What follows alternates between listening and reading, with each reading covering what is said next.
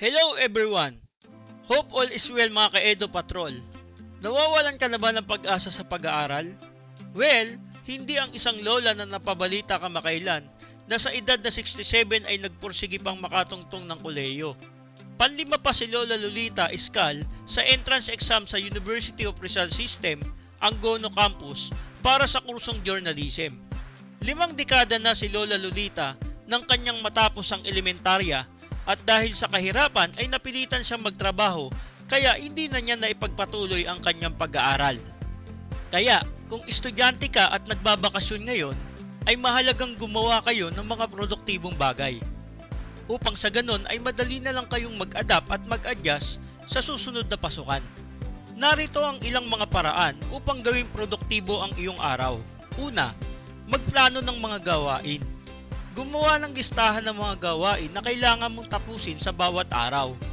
Ang pagpaplano ay makatutulong para ma-organize ang iyong mga oras at ma-prioritize ang mga mahalagang bagay.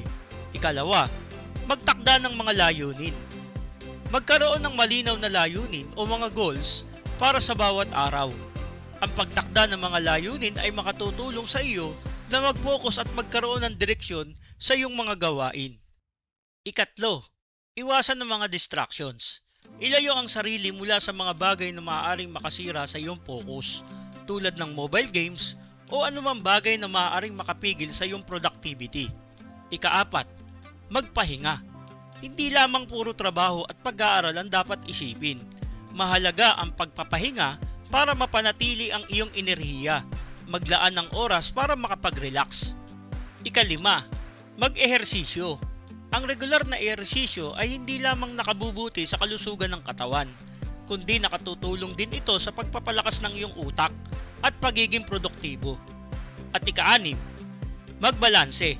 Maglaan ng oras para sa pamilya, kaibigan at personal upang mapanatili ang iyong overall well-being.